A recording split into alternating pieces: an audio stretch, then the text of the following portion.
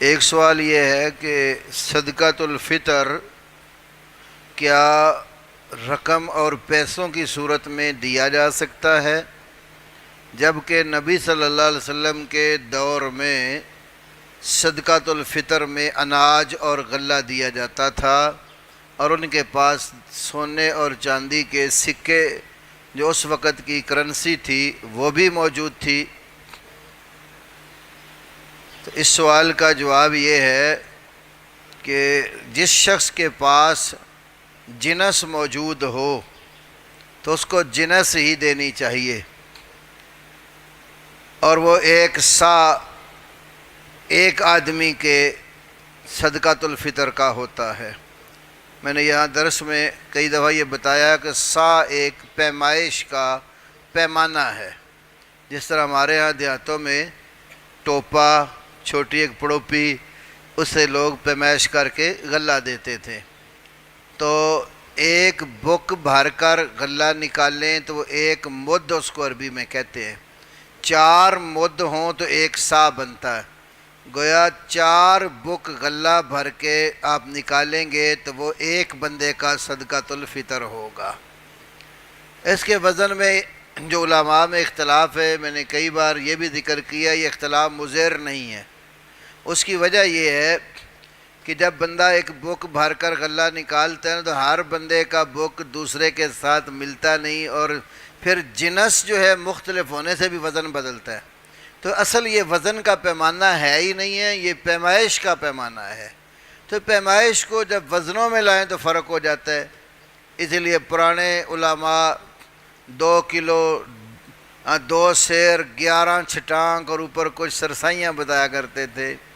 پھر kilo gram آگے اس کی جگہ پر اب 2 کلو 200 گرام کوئی کہہ رہا ہے، کوئی 600 گرام کہہ رہا ہے۔ تو یہ صرف اختلاف کا سبب یہی ہے۔ تو اصل یہ ہے کہ 4 بک بھر کر اپنے گھر سے غلہ مسکین کو نکال دیا تو ایک بندے کا صدقۃ الفطر ادا ہو جاتا۔ جس کے پاس جنس ہو وہ جنس دے، گندم استعمال کرتا ہے گندم دے دے، چاول استعمال کرتا ہے چاول دے دے، جو استعمال کرتا ہے جو نکال دے، کھجوریں استعمال کرتا ہے کھجوریں نکال دے۔ اب دوسرا وہ شخص ہے جس کے پاس جنس موجود ہی نہیں ہے، گھر میں بھی وہ لاتا ہے، جس طرح شہروں میں اکثر ہوتا ہے، ملازم طبقہ ہے، اپنی زمینیں نہیں ہیں، اناج اور غلہ نہیں ہے، روز کا یا ہفتے کا اکٹھا بازار سے لے آتے ہیں، ختم ہو جاتا ہے، پھر اور لے لیتے ہیں، بازار سے خرید کے کھاتا ہے، اپنی کوئی جنس نہیں ہے۔ تو جنس نہ ہونے کی صورت میں اس کا بدل پھر پیسے ہو سکتا ہے۔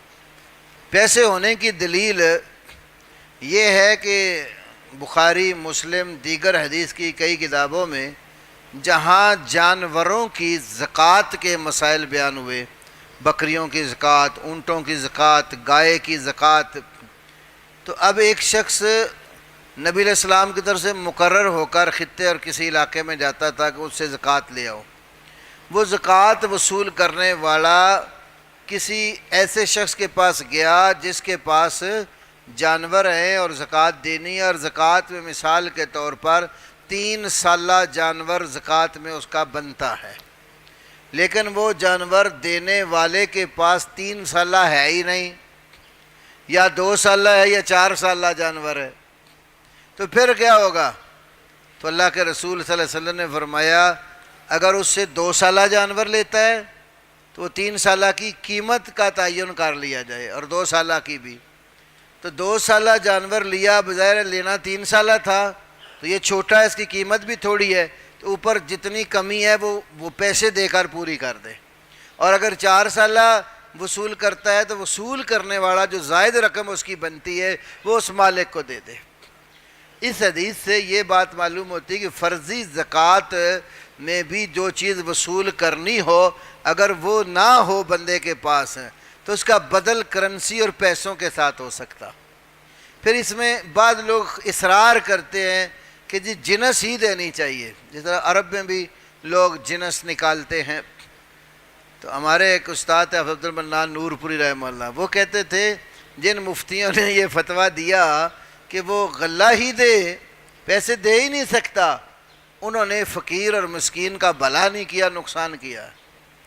آپ ایک مسکین آدمی ہے، اس کو صدقۃ الفطر دیتے ہیں اناج اور غلے کی صورت میں، اس بیچارے کی ضرورت کوئی اور ہے، اب وہ آپ کا دیا ہوا اناج بازار میں جا کر بیچتا ہے تو پیسے لے کر اپنی کوئی اور ضرورت پوری کرتا ہے، وہ جب بازار میں بیچے گا تو جتنی قیمت پر وہ خریدا گیا دکاندار اتنی قیمت پر نہیں لے گا، بلکہ دکاندار اس سے کم پیسے دے گا۔